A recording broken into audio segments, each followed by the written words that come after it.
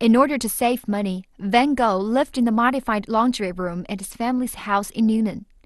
Finally home after many years, both of his parents wanted to restore their relationship with their long-lost child, but did not know how to approach him or help him. Van Gogh didn't really feel accepted by his family either. It's difficult to imagine how Van Gogh, who admired his father so much as a little boy, turned his back on him as an adult.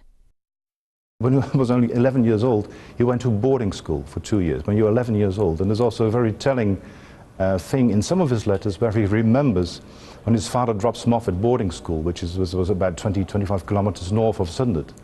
And he sees the carriage of his father disappearing, and he's got tears in his eyes, and he wants to go home.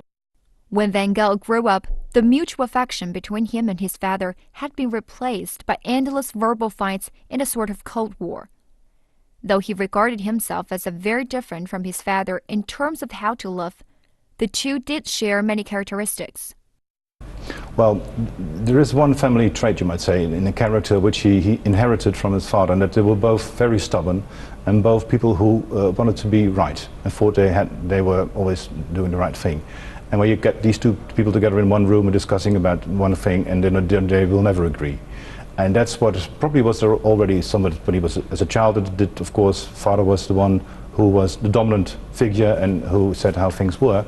But building his own character and having his own opinions and having his own ways of life and trying to get away from this bourgeois life, you might say, and that's where the trouble started. Van Gogh had always been homesick. However, as a fully grown man, home wasn't the paradise he remembered. During this period, Van Gogh was living in Nuenen with his family in a small laundry room that he changed into his own studio. But he always said in his letters that he felt like a dog that has wet paws, that stands in everybody's way, and that's very loud at barking. But actually, he says, this dog is the father's son, except they let the child out in the street for too long, so he has to be trained to be rough in order to survive in this tough world. Van Gogh no longer subscribed to his father's religion, and it showed in his actions.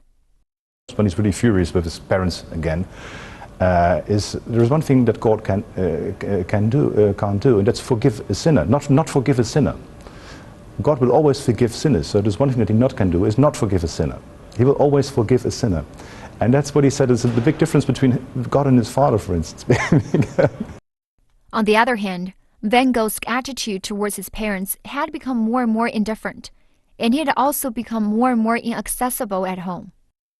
And there's one telling example of his friend Anton van Rappard, the other painter, when he visits them in Nuenen, that he is really in awe the way at Vincent's behavior towards his family, of not talking to his father, just being silent and not saying anything, just ignoring them. And the strange thing is because when he was living in Nuenen for these 2 years, at some point he had his own studio, not in the house itself but somewhere else, but he would sleep still at home, and he would have his meals always at home. So every day they would have these meals together and he wouldn't say anything. In March 1885, Van Gogh's father died of a sudden heart attack at home. This was a big blow to Van Gogh, despite the fact his relationship with his father had broken off and even become antagonistic since the failed relationship with his cousin. But after all, his father had been the most loved and respected member of the family for Van Gogh since he was a child.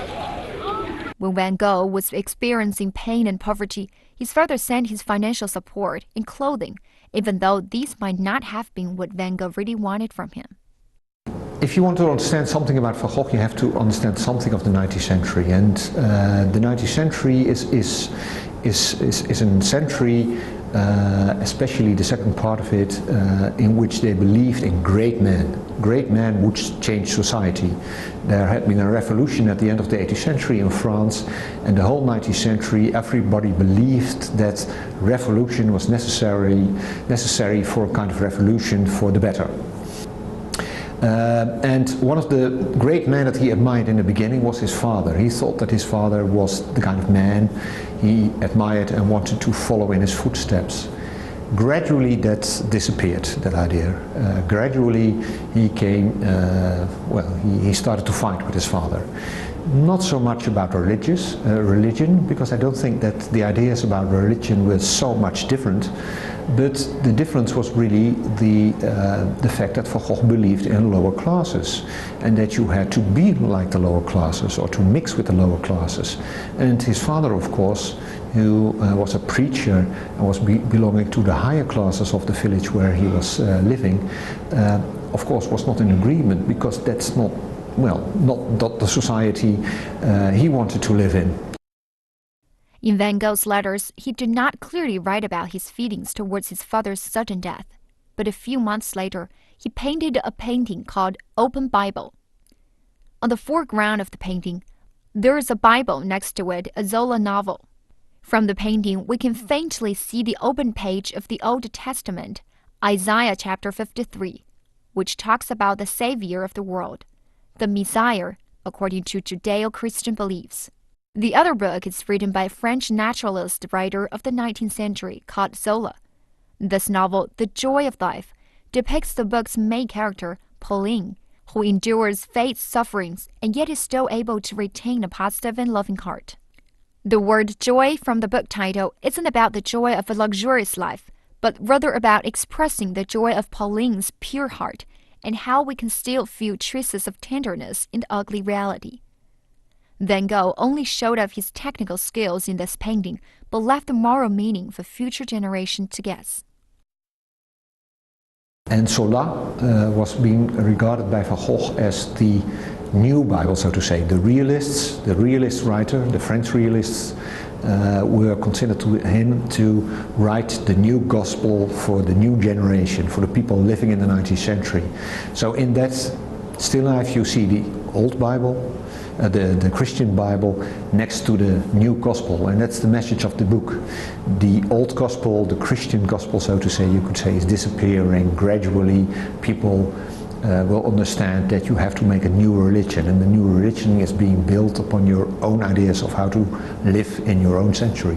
You see in this picture more or less that he's still fighting with his father, you could say, because he still wants to say you're wrong, because that's actually the message of the picture, I would tend to think. After the sudden death of his father, Van Gogh left his hometown. In 1886, he went to Belgium and Paris to study painting, and until the end of his life, spent most of his time in France. But Holland remains his cherished hometown. His painting style underwent a great change. The dark, gloomy colors switched to bright, vivid ones. Some say that the warm, bright sun from the south of France, as well as the colorful palette of the Impressionists, changed the sober painter from Northern Europe, but Van Gogh begged to differ. If I make better work later on, I shall certainly not work differently. It will be the same apple, though riper. Well, what you might say is that in his Paris period, he's really experimenting, trying things out. And for instance, these things like with the pointillism, with the small dots, there are a couple of paintings which comes very close to maybe Seurat or Signac, but he soon develops his own style in a sense, not using dots, but using small strokes. And he's never, in a sense, that way scientific or too clinical about these things. There's also always something which is very much his own way of doing. But by going to the south of France and again being in isolation of art, so in Paris of course there were a lot of artists, there was a lot of art to see, but then in the south he's completely isolated again. He was back on his own and he had to develop his own style, and that's what happens. So it's really in the south of France that he comes to something which is very much his own. So he goes more and more away from this, you might say, pointillist or the painting with these small hatches and hatching. And he goes more to a broader way of painting again, much more to his earlier style, you might say, to what he was doing in Nuenen. It's something he actually says, I'm trying to paint more quickly, to get away from what I learned in Paris, and more closer to the way I used to paint before, but now in completely new colors, of course. And that goes on. So when he goes from Arles, it's this big period in Arles when this is happening, and he makes one of some of his most beautiful paintings. And he goes to Saint-Rémy as well. And even up to his last months in Auvers-sur-Oise, he is working on this style. He is getting his style together, as you might say, also in trying to be as efficient as he can be with his brushstrokes. Van Gogh went to the south of France and again isolated himself with art. In Paris, there were a lot of artists and a lot of art to see, but in the south, Van Gogh was completely on his own. He had to develop his own style. So in the south of France, he had come to something that was very much his own.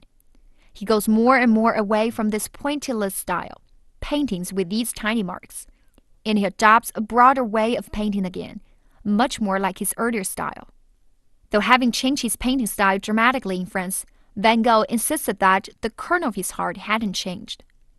So what did Van Gogh believe was the essence of his works? What is the message that this preaching painter wanted to send to the world? Check in tomorrow for the next installment in our series on Vincent van Gogh.